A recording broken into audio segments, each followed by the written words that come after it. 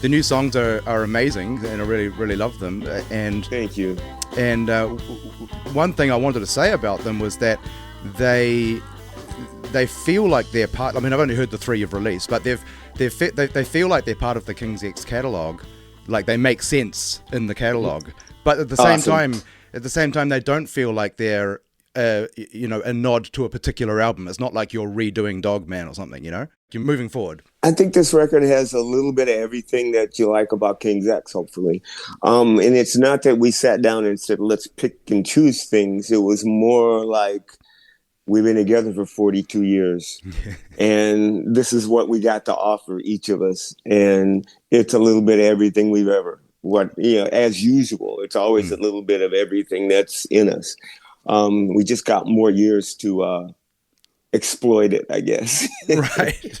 But it's great that you guys are still pushing forward, because by now you could be phoning it in, like a lot of bands who have been around for a long time. That's why it took us so long to make this record, because we didn't want to phone it in. Right. And we felt like we would be doing that if we did it. Yeah. So we basically just waited until it just felt right. It was not even a conversation. It just, all of a sudden somebody just says, man, we got some tunes, but we could do this. Okay.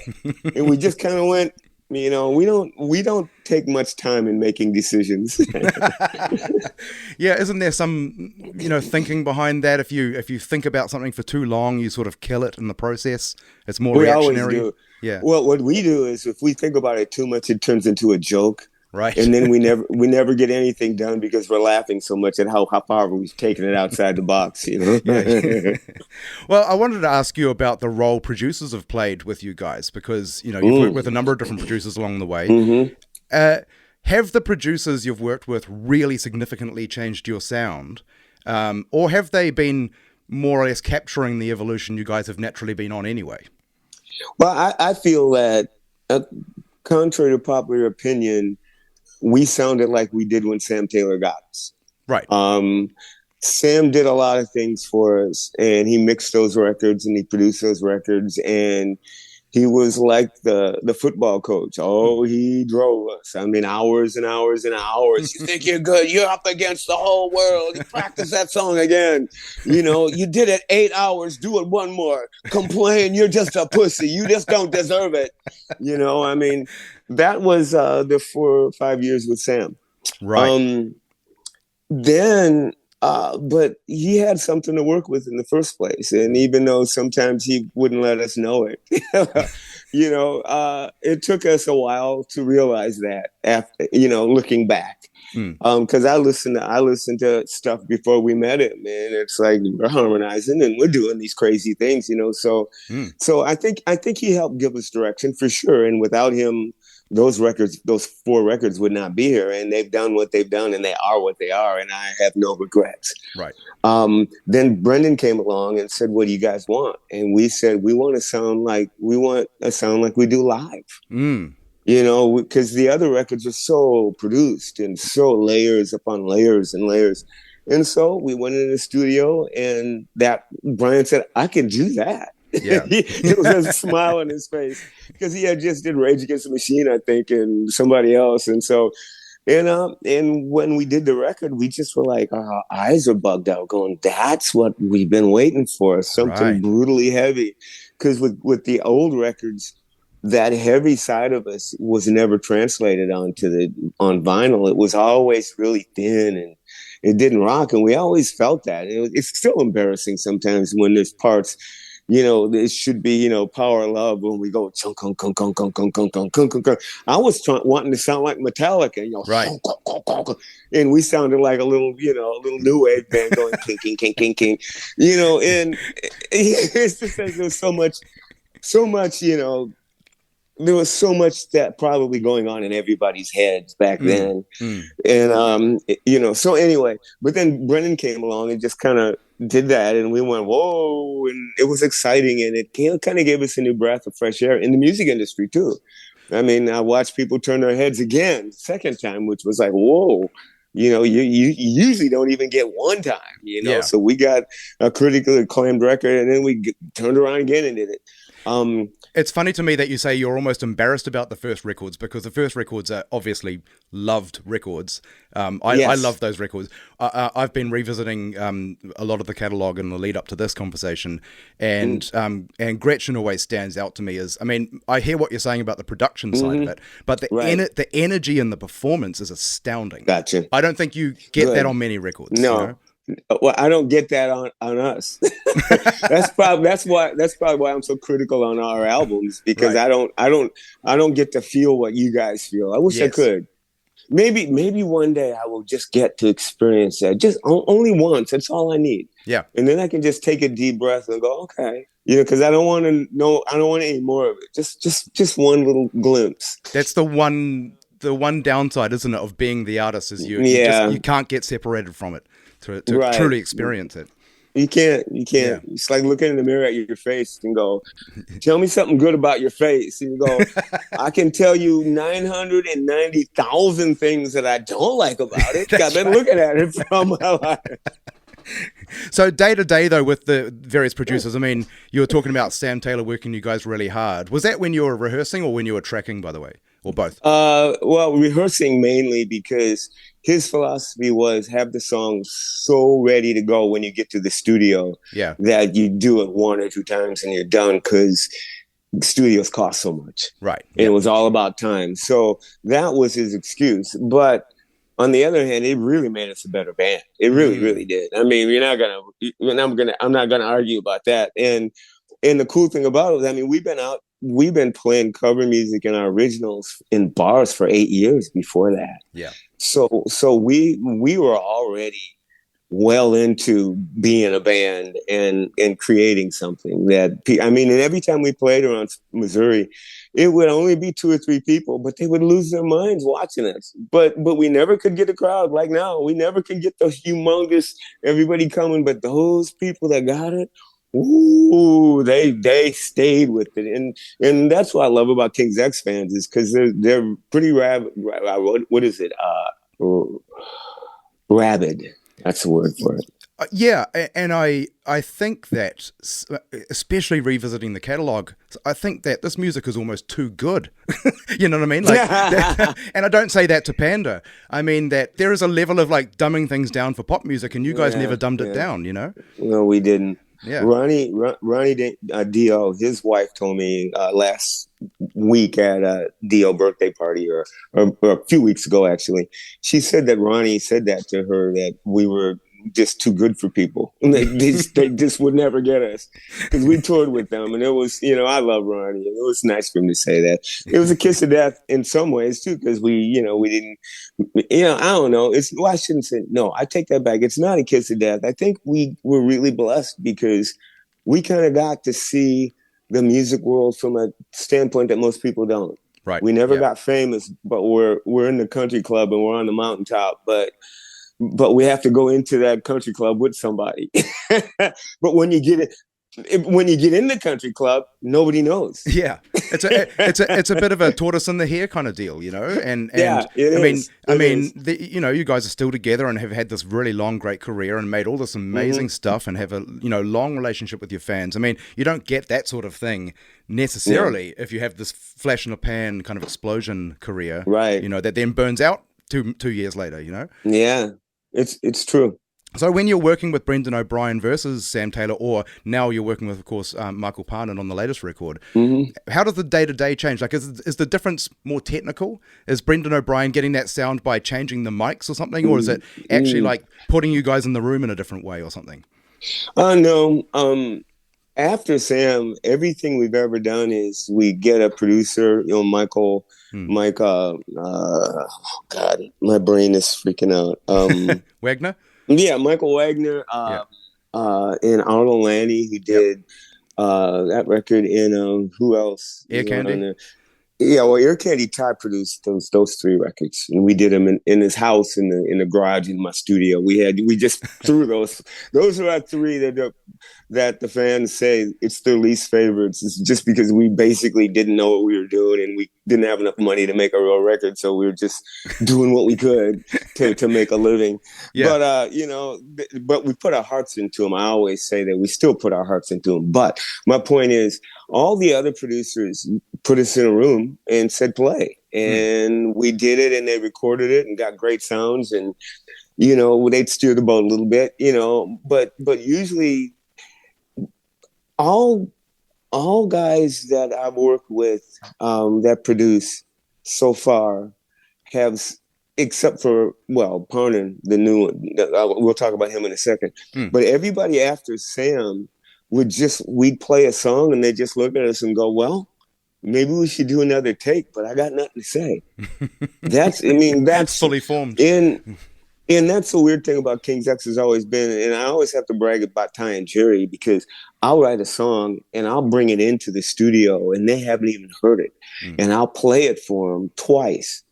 And Ty might say, so how did that guitar part go? And I'll pick up my guitar and show them what I did. And we'll go in and lay it down in one take. Wow. And walk away, and I just kind of go, because Ty and Jerry, I really like that. They're like these machines. Yeah. And they put this emotion down at the same time. And even when Ty does a lead, I've never seen him look for a lead. I've never seen him searching.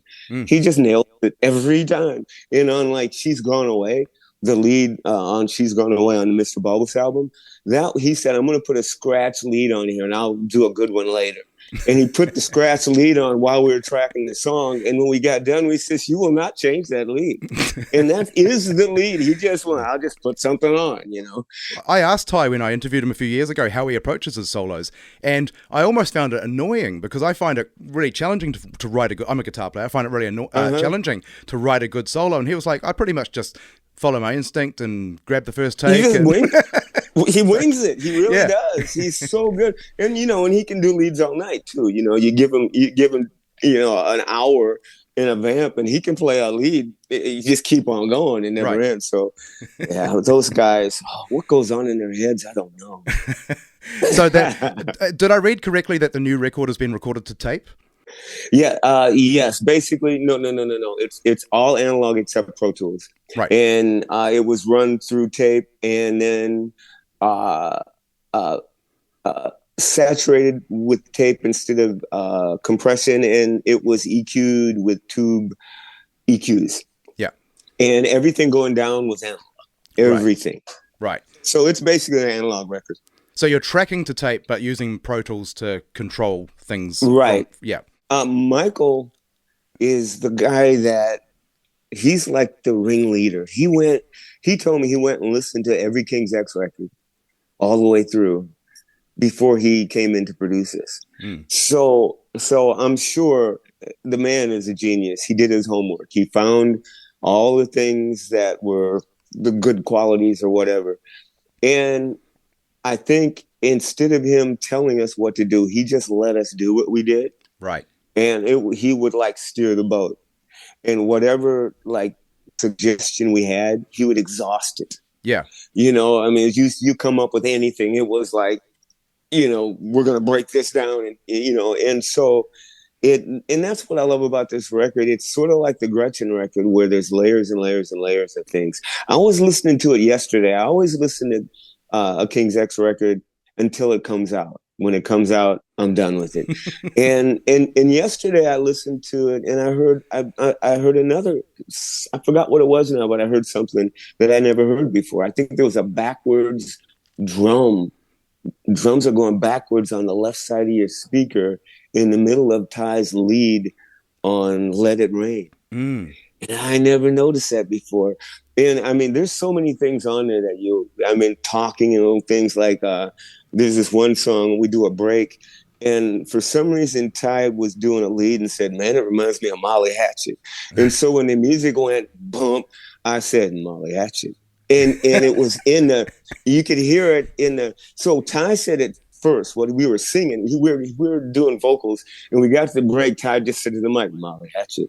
And then I went, Molly Hatchet. Again, when the music came in, we were just being stupid, and Michael put it on the record, and you can barely hear it. It's interesting you bring that up because I mean, we noticed that when we were listening to your records back in the day, that there were always like surprises in that you could listen to the record 100 times and then hear something new.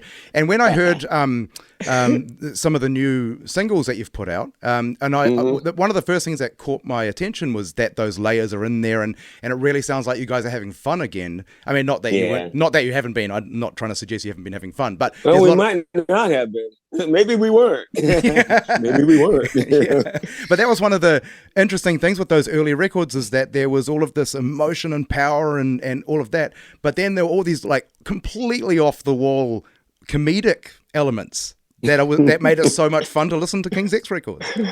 Yeah, we because we don't take ourselves seriously, and we like to have fun about. We make fun of things. I don't know why, but we always have. Listen, and Ty and Jerry are the funniest guys I know. I mean, they keep me in stitches, especially when they're together. It's like Mutt and Jeff, Mutt and Jerry or whatever. It's cool. Yeah. When you're around us, all we do is laugh and joke and have fun.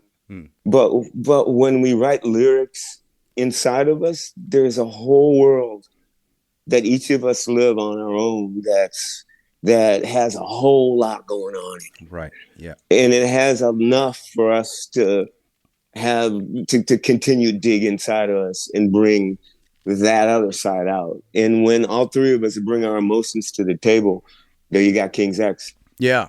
And there's always been so much emotion and in your lyrics, and your lyrics have always been so profound. I was walking the dog a couple of days ago, listening to your catalog on shuffle, and a box started, and I love a box, right? A box started, and as it started, I just looked up, and there was this big billboard that said, "We sell boxes," and I thought, well, firstly, isn't that funny timing? But then I thought, isn't that a weird poetic example of life? You have this realization, everyone's trying to put me in a box, there's no room inside a box, I got to get out of the box, and then the first thing you look up and see is a sign saying, hey, come and buy a box and get in your box. Wow. And isn't that some weird poetic statement on the world? Wow, that's like AI saying get back in the box so we can control you. Exactly. AI knew. That knew the computer or what it is. Yeah, it saw you playing that, and it said, "Look up right now."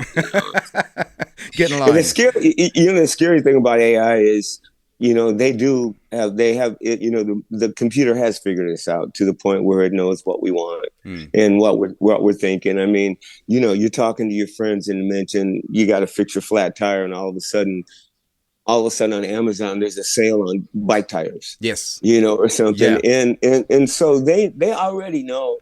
And I'm doing my TikTok, I get buried in that sometimes. And all of a sudden, some of the things that were coming up were therapy for me. They were all of a sudden things that I was dealing with. And it was almost like my friend was giving me comfort about things that I was dealing with. I'm going, wait a minute, AI is like reading me too much now. Look at what I like, what I don't like, and all that stuff. It's pretty scary. It is, yeah. How do you find it when you're in an interview situation or talking to a fan or something and people know a lot about your career?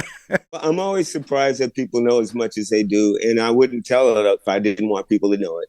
And it's part of the program, and so far it's never come back to bite me. Right. The only thing that I've always had to deal with is I've said things that decades ago that I completely don't agree with anymore, and I'm still being judged for.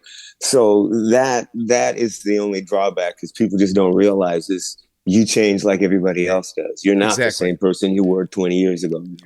On that note, I have always wondered, you guys have always had to answer for this question around religion and faith and that kind of thing. Yeah. Are you sick of that question? Is that something that's become a burden over the years? I used to get sick of it because it was, you don't go around, I feel like you don't go around telling people what you ain't. Yeah. Because if you keep telling them that, then they're going to keep bringing it up. Yeah, yeah. And it seems like it always comes up, so I always give an answer, which means somebody else is going to bring it up. And it keeps bringing it up. In my personal life, it never comes up. Around the people that I'm with, it never comes up. And people that even hear, they might have been a Christian band or whatever it was, they usually say, I didn't know. And so I realized it's just something that somebody put in a magazine one time and made a deal about it, and it's something to talk about. Right. The thing is when we got together, we were three people that went to church. Ty was going to a Christian college, and Jerry was going there part-time, and we went to church and we believed, we were those kind of people. We listened to rock music. We said, fuck, we did the whole deal. We just lived our life, but we saw that the music industry wasn't honesty. We're very honest people to a fault. And we saw that the Christian music industry was it was just fake. And it wasn't real, but just a bunch of egos, and people wanted to make money, and they could care less about you. And all you got to do is say the right Jesus words, and they're going to go, oh my God, he's a man of God. And then, then hang out with them for a while and find out that they're fake, and, and now, don't get me wrong. It's just, we saw a lot of that in the genre, and there were people that are pure people, don't get me wrong, and I love them, but I personally just felt like I don't want to be a part of this. And when we got together with King's X, I said, we're a band. There's no C to it. There's no going out there to save the world. There's no evangelism. We're just a rock and roll band, right, playing music. And so that's what we did. And people, I remember when we first came out, Corinne kept asking, so you guys sing about spiritual things. Tell us more. Are you Christian? Are you Buddhist or whatever? And we go, we're Christian. Jesus Freaks, Christian band. Bam! That was it. There's your box. That was it. Put in the box. Yep. That was it. And and we have been talking about that ever since, because if we had just said, yeah, we are, so go fuck yourself, nobody would have said nothing. If we had said it just like that too, that's what I wish I could have said. Then it would have been all over because, hey, they're cool. They're Christians, exactly. But they're cool. So we spoke a couple of years ago. We did this a couple of years ago, and at the time, I asked you, I printed this out. I said, some people are comparing this time to the 70s. Some are saying it was worse in the 70s, and some are saying the opposite. Do you have an opinion on that? And you said, yes, it hasn't gotten worse in the 70s until the police come out with tear gas and rubber bullets and start throwing people in jail just for being out there. They haven't gotten to that point yet because Americans haven't gotten angry enough. Now, we recorded that episode on May 13th, 2020, and May 25th, 2020, George Floyd was murdered. And from our point of view, it looked like the US just boiled over. And we've obviously had a pretty crazy couple of years since then. Amongst all of that, how have you found your stability, positivity, hope? How have you centered yourself amongst all of this? I realize is that this is not my problem. In my little world is this. Right. And I have got to get my world, my emotions, my depression, my demons, my everything that keeps me from being the best version of myself. That's what I focus on, because the rest of it ain't nothing I can do about it anymore. I've given up. It'll fix itself or it won't. And there's the only thing I can do is do the best I can to survive and help those who need my help, or reach out to those who can help me, and we can figure it out together. But it's pretty hopeless. It's way worse than it was in the 70s. In a aspect of knowledge. Right. Now in the 70s, 50s, 60s even, we had radio, then we had TV, then we had videos. Now we have internet, instant. Nothing's any different. There's been floods, there's been famines, there's been, just think of the Middle East before we had the internet. Yeah. It was worse. Yeah. Nothing's any different. China, whatever they're going through, they've been going through it. The difference is like I said, we have the information. I remember when I was 12 in 62, the earthquake in Alaska. It was very devastating in Anchorage. Well, my aunt and uncle lived there with their two kids. Oh, wow. And it took us a week to hear anything happened. We had heard in the news there's an earthquake. That was it. And we go, well, how are they doing? A week later, we found out how they were doing, and they were okay. Yeah, yeah. And so that's how news traveled back then. And there was no fact checkers, so you could say really anything. My great grandmother wouldn't vote for President Kennedy because he was Catholic. Right. And she was Baptist, and so Baptists and believe that Catholics aren't Christian. Right. So yeah. So I mean, come on, it ain't nothing different. It's just it's in our face now. When we spoke a couple of years ago, I was really impressed with your positivity. Like, a very, I don't know how you'd describe it, like a glass half full kind of attitude. And I wonder whether, yeah, it is. and I wonder whether if I went back in time to, let's say, the 80s or somewhere around there, would I meet the same guy? Or have you taught yourself to get a more positive view over the years? I've taught myself, I've been teaching myself from the day I knew how to teach myself. Right. Watching and learning and what works and what doesn't. To me, life is like putting your finger in a fire and finding out it burns, and so you don't put your finger in it again. Right. And you learn a way to get around it. And that's the way my whole life has been. My whole life. At my age, at 72 now, I've got a lot of information to look back on for me to be more secure into the person that I am.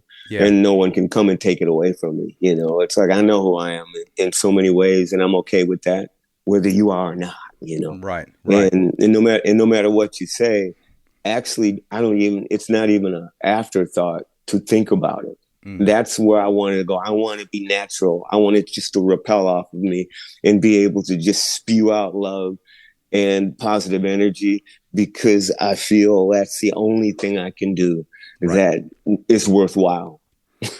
And I think what I'm learning is that if you grow up in a difficult situation, grow up with pain, sometimes that is your reflex. That's how you've been taught to think with your life. Right. And you just see the day that way. It's like you just see the negativity in things.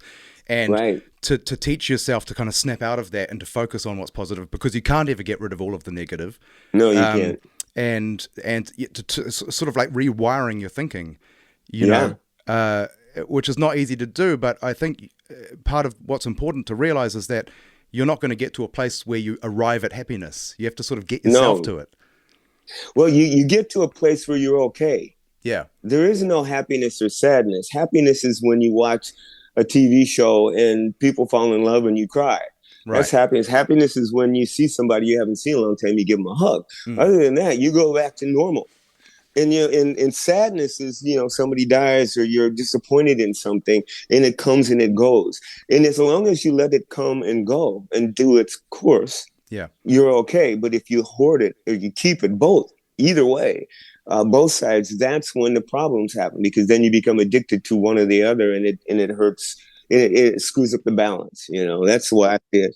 And, after you live a while, it starts to become a little easier too. I daily have to stop the negativity. Right. There might be a text message somebody sends me and they're mad about something, and all of a sudden they say something, not at me, but I just know their attitude. Yeah. And I start thinking, oh man, well, if I should say this to them, and I wish I could just tell them this and that, and they always do this, and they always make me feel like it's just blah, blah, blah, blah, and I stop and go, wait a minute, this has nothing to do with me. Not a thing to do with me. And that just kind of washes it out. So that person's have a problem. Put the wall up and be the punching bag if you need to be. But, understand ain't got nothing to do with you. So hard to wrap around. Uh-oh. What was that? Wow. Did the power go out? Yeah. But okay, wait a minute. Excuse me for 1 second. No problem.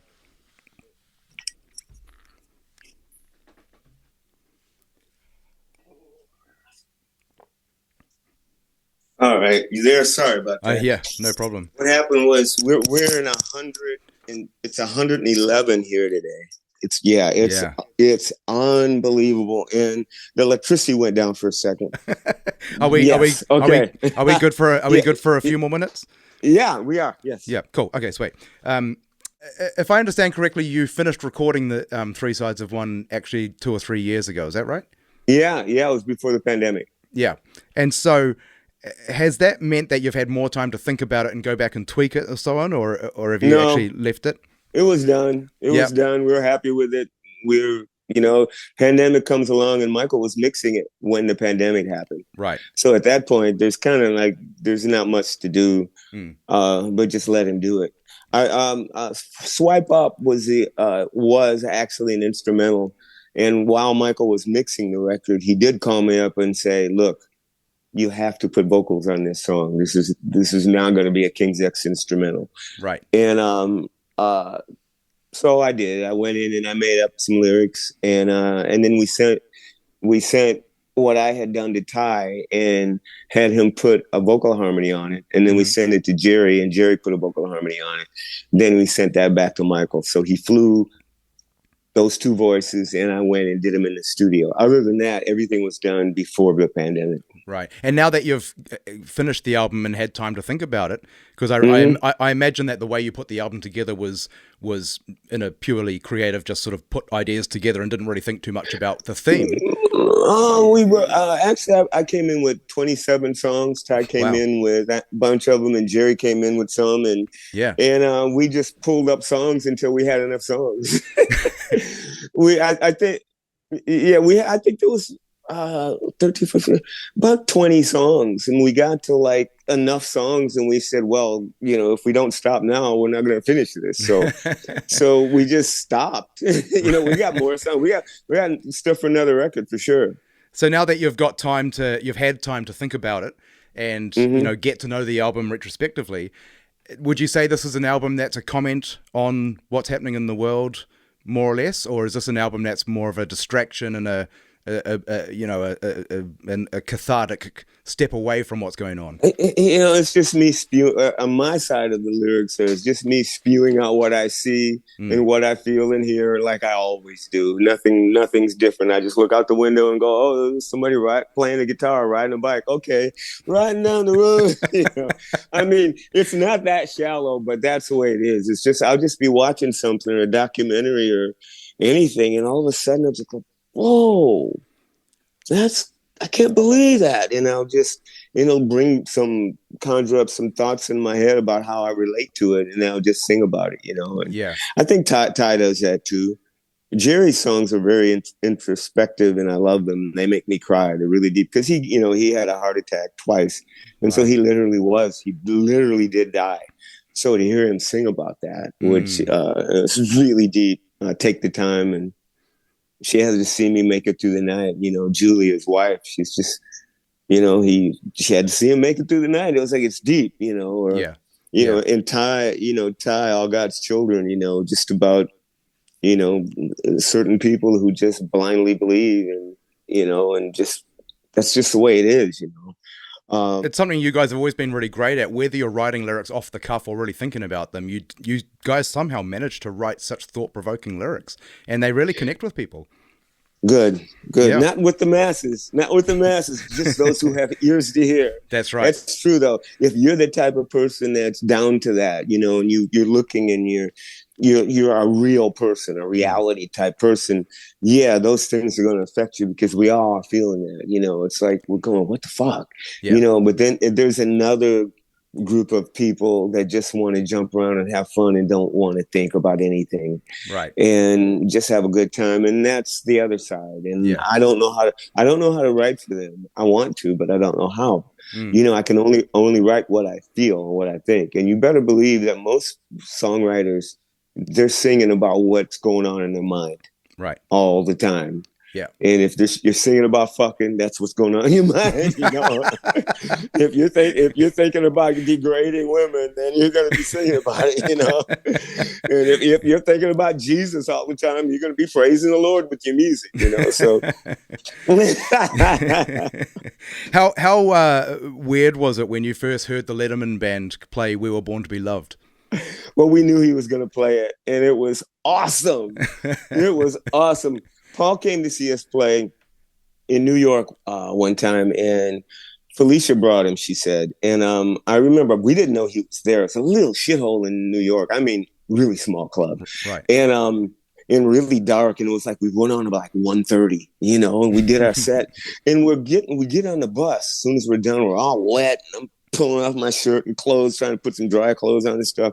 And one of our techs comes in and says, "Dude, I know we're not supposed to let anybody on the bus till you guys at least get 15 minutes to dry off and chill out, but Paul Schaefer and his band's out there and they want to get on the bus." And we just turned around and went, bring them on. We didn't care. And they came on the bus, and we took them to the back, and Paul pulls out a joint, and we all went, yeah! And everybody pulled joints out, and we just smoked out in the back of the bus. Nice. And Paul looked at Ty and said, so who does your samples? And Ty goes, what do you mean samples? He goes, samples on your voices. And he says, that last song you did. And Ty said, Born to Be Loved. He goes, yeah. Who does your vocal samples on that? And Ty said, that's us. I mean, we don't use tape or anything like that. And he went, we're going to do that song on Letterman. And Ty went, yeah, right. And he goes, no. We're going to do it. We'll let you know. Yeah. And a couple of weeks later, they gave us a message and said, tonight's the first, and they played that thing for what, 8-9 years. That's right. Well, there goes the thing again. Yeah. Oh, well, we got to keep this going because I got another interview to do. So yeah, exactly. We need to wrap. Well, thank you so much for your time, and good luck with the new record. I've only heard the initial 3 songs, and I think it comes out in 2 days' time. That sucks. Why don't you have it? They should have sent it to you. Yeah, well, I'd love to have heard it, but I'll hear it in a couple of days, and I can't wait. Okay, and I'm so happy. Right. I'm so happy you guys are back together, putting new stuff out, and all the best to you. Thank you, and let's talk after you hear it. Love to. Thank you. All right.